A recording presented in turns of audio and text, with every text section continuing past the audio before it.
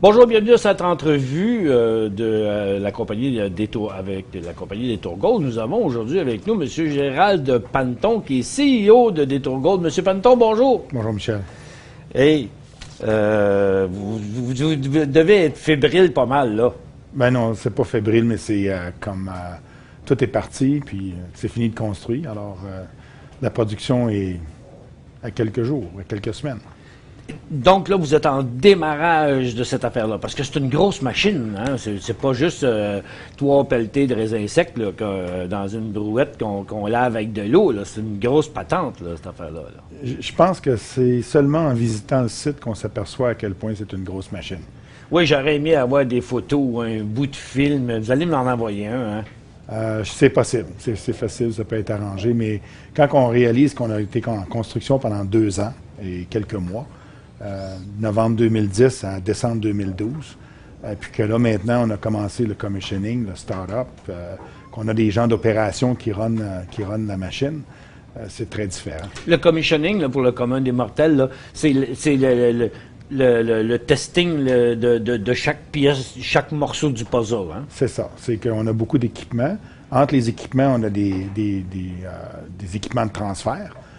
Puis quand on fait le commissioning qui a commencé l'été passé, on fait du commissioning équipement par équipement. Mais quand on dit qu'on rentre dans une période de wet commissioning et de dry commissioning, c'est qu'on teste l'équipement d'un bout à l'autre, tout ensemble. Puis ça, on est déjà passé cette date-là.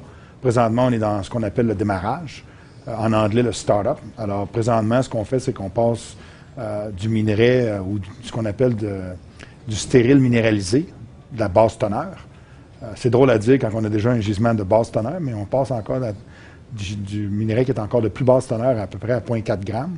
En fait, c'est surtout pour passer, au départ, c'est pour passer de la roche dedans avec un petit peu d'or pour voir si ça marche, tout ça. Exactement, puis ça marche. Bon. Parce que si ça ne marchait pas, ben on aurait gaspillé du bon minerai, c'est ça? Exactement. On préfère plus commencer avec du minerai de basse teneur et puis prendre moins de risques de ce côté-là. Mais en ce qui est de ce qui se passe sur le site, ça va très bien présentement. L'avez-vous testé d'un bout à l'autre, la chaîne? C'est fait. C'est fait. OK. Donc, qu'est-ce qui est l'élément déclencheur pour partir la vraie production? C'est de faire quelques jours de testing avec du low grade? C'est accumuler suffisamment d'or pour éventuellement faire une coulée d'or. Alors ça prend un certain temps. Imaginez-vous, par exemple, si une coulée d'or, c'est 1000 onces, par exemple. 2 briques de 500 onces chacune. Ouais. Donc, il faut accumuler 30 000 grammes d'or dans le circuit pour pouvoir le couler. On coule sur 2 briques à la fois? Ça peut être 2, ça peut être 3, ça peut être 4, ça va dépendre de la coulée, ça va dépendre comment il y a d'or dans le circuit, que ce soit sur le carbon strip ou encore sur le electrowinning, qui est là où on va vraiment coller l'or sur des plaques de façon... je ne suis pas un spécialiste de l'electrowinning, mais c'est pour accumuler l'or sur des plaques qui vont attirer l'or. Comme vous savez, l'or est très, très conducteur. Alors, on sert de ça pour le capter. OK, parce que ça ne marche pas avec un aimant, ça, de l'or. Non. Hein? L'or, non, pas avec un aimant. Donc, ça prend du fer. C'est ça. Fait que c'est de l'électricité que ça prend pour capter ça. Donc, ça doit capter... Ça capte quel pourcentage? Ça capte 75 or, 25 argent. Mais du potentiel de l'or qu'il y a dans le minerai? On va récupérer à peu près 92 de notre or. OK. Donc, c'est beaucoup. De notre teneur de 1,03 g, qui est notre teneur moyenne pour la durée de la mine, on va récupérer approximativement 91-92 Vous dites c'est combien la teneur? 1,03 g. 1,03 g en moyenne. En moyenne. Il y a plus, mais il y a aussi moins. Mais quand on commence jamais avec nos meilleures teneurs. On commence tout le temps avec des plus basses teneurs. Parce qu'on teste le circuit. On ne veut pas en perdre. Non. Puis si on est pour en perdre, on ne veut pas en perdre trop. Oui, c'est ça. OK. Puis, ça prend combien de temps à vitesse de croisière? Une fois que vous allez avoir fini les tests là, avec de la basse teneur, avec la teneur normale, ça prend combien de temps à peu près à l'usine qui fonctionne 24 heures sur 24 à produire une brique? 1 semaine à 2 semaines. 1 semaine à 2 semaines par brique? Au début, on va... Ça va peut-être prendre 1 semaine à 2 semaines, peut-être 3 semaines pour loader le circuit, pour le maximiser. OK. Puis après ça, ça va être 2-3 fois par semaine. OK. Que vous allez couler. Exactement. Oh, c'est intéressant. Mais il y a une affaire que vous m'avez appris, par exemple. Ça, je savais pas ça. Comme vous avez de l'or et de l'argent dans votre dans le pit, dans la mine, quand vous coulez ça, c'est l'or et l'argent et les deux sont captés en même temps. Oui. Et puis ça, c'est toutes les mines or, d'or. La brique que vous sortez, c'est une brique mélangée d'or et d'argent. Bien sûr. Puis là, vous l'envoyez dans une autre compagnie pour qu'ils le séparent. C'est ça. Mais ça, toutes les mines aurifères, canadiennes ou Ils font tout ça. à travers le monde, vont récupérer. Il y a plusieurs autres façons de récupérer de l'or. Ça peut être avec à travers. Si vous avez beaucoup de cuivre, par exemple, ça va aller avec le cuivre. Puis vous allez envoyer ça dans un smelter comme à Noranda. Mais, par exemple, dans le cas de Detour, dans le cas de plusieurs mines aurifères qui n'ont pas de sulfure massif ou qui n'ont pas de sulfure comme cuivre, nickel ou zinc, on va se retrouver avec ce qu'on appelle un doré. 75 or, 25 argent, qui est notre cas. Donc, chaque brique de 811, on va avoir 611 d'or. Un doré, ça doit tirer au bout de la ligne, c'est un doré de Disons que ça reste dans le fond. C'est trop pesant. Ça ferait faire une belle encre. Oui, ça ferait une belle encre. C'est original comme nom, un doré.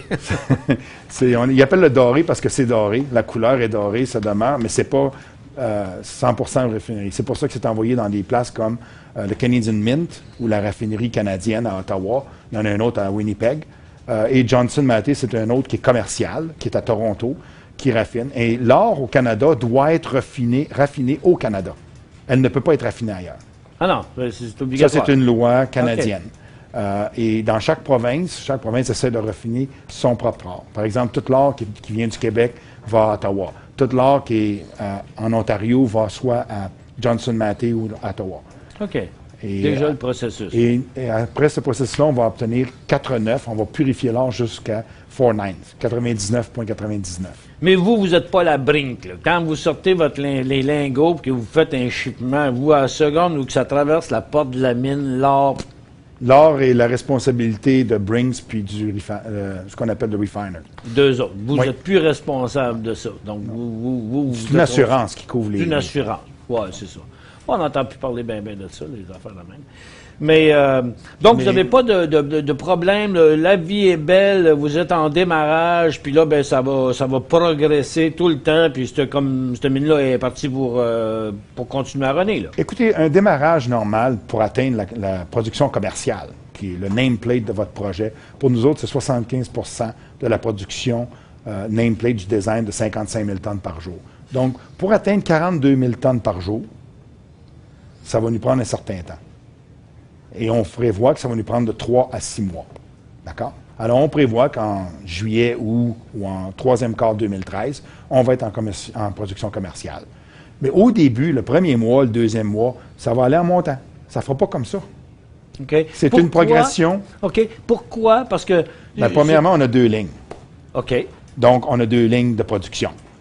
On a 2 lignes à partir du secondary crusher jusqu'au sag mill, au ball mill, les leach tanks. Donc, vous ne partez pas tous les deux en même temps. On ne peut pas y partir en 2 en même temps, ça ne serait pas possible. OK. Vous direz, c'est bien mieux de partir une comme il faut, puis de partir l'autre après. Parce que si vous essayez de partir les deux en même temps, là, vous allez vous arracher les cheveux. Oui. Tout est-tu doublé ou... Parce que le matériel, il sort de la mine par des machines. Hein, ça prend Écoutez, des camions, on a ce qu'on appelle des stockpiles en anglais. Je m'excuse pour mon anglicisme. Oui, des tas. Des tas qui sont minéralisés, qu'on a mis de côté. Vous savez, ça fait... En 2012, les gens ne réalisent pas ça, mais on a fait pas loin de 27 millions de tonnes de minage. Ça fait déjà 1 an qu'on mine. Donc, vous avez des montagnes à raffiner. Vous avez des montagnes à On a déjà des montagnes de minerais de côté. Puis ce qu'on fait présentement, c'est qu'on mine du pit, puis on met ça directement dans le moulin. Mais on a une réserve à la surface qui est déjà prête. Alors, ce que ça va nous permettre, c'est quand on va augmenter notre cadence, on va avoir beaucoup de minerais du pit et de surface pour nous aider à combler le moulin qui en demande plus. Il faut que ça fournisse. Il faut que ça fournisse. Le moulin, c'est bien important. C'est ce qu'on appelle le caissier. C'est ça qui va nous donner tout l'argent. Alors, si le moulin en veut 40 000 tonnes, 50 000 tonnes ou 55 000 tonnes, il faut que la mine la fournisse. Fait qu'on s'est mis un stockpile de réserve qui est équivalent à peu près à 2 mois. Ça va nous aider à partir lentement, mais sûrement. Alors, on n'en manquera pas de minerais. L'autre chose qui est importante à comprendre, c'est qu'on ne peut pas partir les 2 lignes en même temps. Alors, on a parti la première. Elle, d'ici à la fin février, elle va fonctionner très bien. Puis au mois de fin février, on va être prêt à partir l'autre. Alors, d'ici la fin avril, mai, on devrait être au-dessus de 40 000 tonnes par jour et déclarer la production commerciale, 42 000 tonnes plus, après avoir fait ça pendant 60 jours. Mettons mai et juin. Alors, on pourrait, au troisième quart 2013, déclarer commercial production. Là, on sera en production officielle. OK. Donc, production commerciale, c'est lorsque vous arrivez à un certain niveau. Parce qu'en fait, vous démarrez bien avant ça, mais cruising speed, autrement dit, altitude de croisière. Comme je pourrais vous dire exactement qu'est-ce qu'on a fait hier, durant la journée d'hier.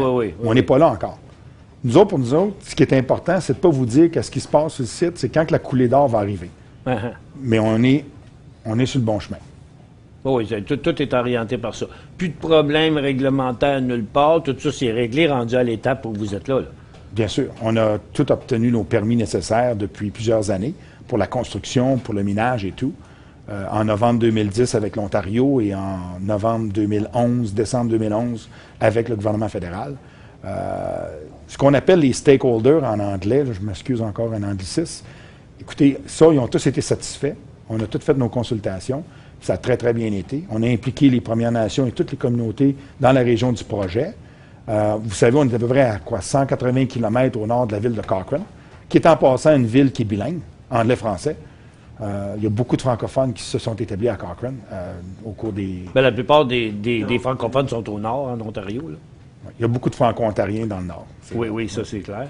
Et d'ailleurs, le titre Detour Gold, il suit pas mal ce que le secteur aurifère fait.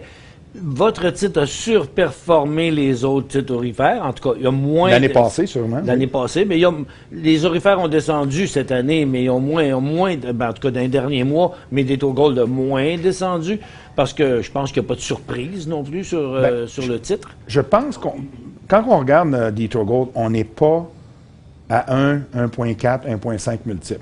On est présentement à 0.6, 0.65 multiples. Donc, on est déjà derated. Ce qui va s'en venir avec Detour en 2013, si on livre la marchandise, ça va être un re-rating. Au moment où on atteint la production commerciale. Est-ce que les gens vont acheter maintenant ou dans 6 mois? Ça, c'est leur décision. Ce qui est important à comprendre, c'est qu'on est en Ontario, on est financé, on n'a pas besoin d'argent, puis on est en démarrage.